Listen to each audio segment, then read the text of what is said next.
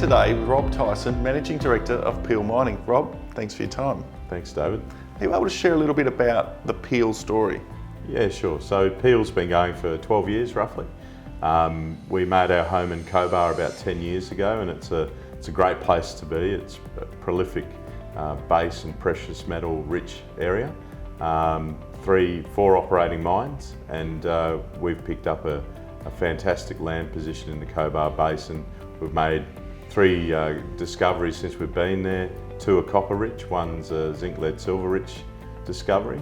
But it's a great place to operate, and we're still working away there right now with some activity, some drilling going on. Recently announced a resource for Southern Nights. Yeah, so Southern Nights, we put a resource out in July. It was just under 4 million tonnes at around 9% zinc equivalent. So it's a fantastic starting point. It's a launch pad for the company to take on the next steps, which is to progress that deposit towards a development decision. We're back there drilling at the moment. We've got around 10,000 metres of RC and diamond drilling underway.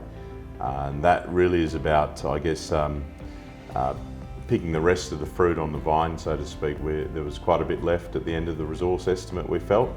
And so we're now back in there doing infill and extensional drilling to grow that resource, improve the quality and I guess quantity at the same time. So increase more of the classification to an indicated level for the resource for the upgrade when it comes out later this year or early next year. Many people think putting out a resource is the end of the mineralisation. That's clearly not true. Definitely not. Look, the type of system we've got, a VMS, a volcanic related system, those systems usually they cluster and they stack. If you look at some of the classic VMS systems in Australia, Golden Grove or Rosebery, Golden Grove started mining about 30 years ago pretty much, and it was only meant to have an 8-year mine life, I think. So they grow over time, and we certainly see every indication that Southern Nights Wagga Tank story is going to keep developing as we keep the drill bit turning. And it gives you the opportunity to start wrapping some concepts around it? Yeah, so that's right. So we're already underway with an internal scoping study. We've got metallurgical test work continuing, and we're seeing some really good progress there.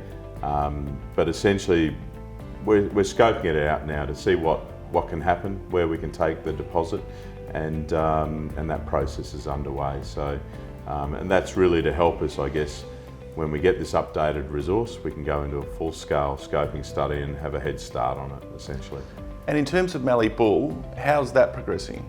Yeah, look, Mallypool's the permitting and for an exploration decline is progressing. So the review of environmental factors has been submitted to the resources regulator in New South Wales, and we've got some other documentation that's sort of in train at the moment.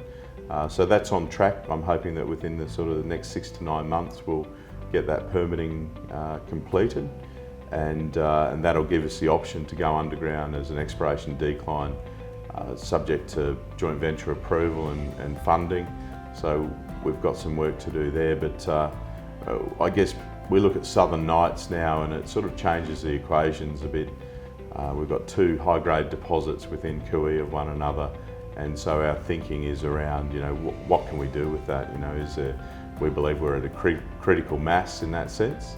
So there's a lot of optionality there, whether we look to utilise one of the mines that's on care and maintenance or going to care and maintenance that exists in the district, or whether we look to starting life afresh and with a customised plant design for the ore types that we're discovering.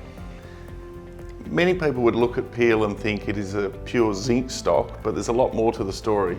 Absolutely. Look, our share price is probably reflective of a zinc stock in some ways, and when you look at our peers who are in the zinc space, that's certainly, I guess we see some of that. But the company's got great exposure to the full suite of metals that are in the Cobar Basin. So Mallypool's a copper-rich deposit.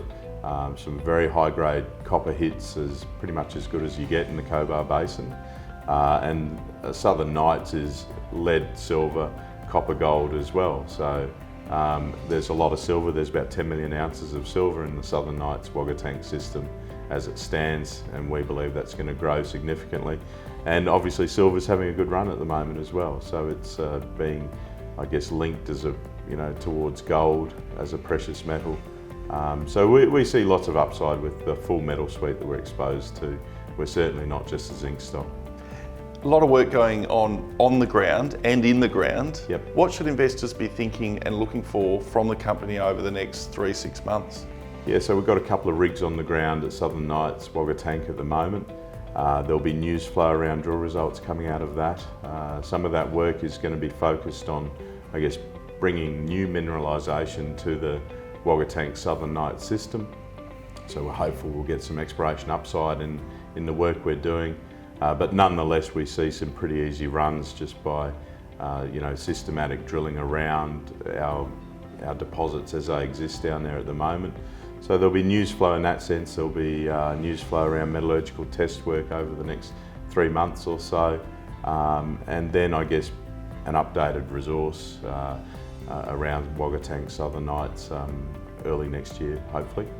And at a corporate level, a new appointment to the board who knows the area very well. Yeah, absolutely, Jim Simpson. So Jim's joined us as of this week. He's got a fantastic knowledge of high-grade base metal operations, obviously previous managing director at one of our peers, one of our neighbours. But he knows lead zinc very well. He knows high-grade underground mining, base metal rich deposits very well. So look, he's already been under the bonnet a little bit unofficially. And it's fair to say, I think, that he likes what he sees and he can really see the value proposition that Peel proposes. So we're excited to have Jim on the board.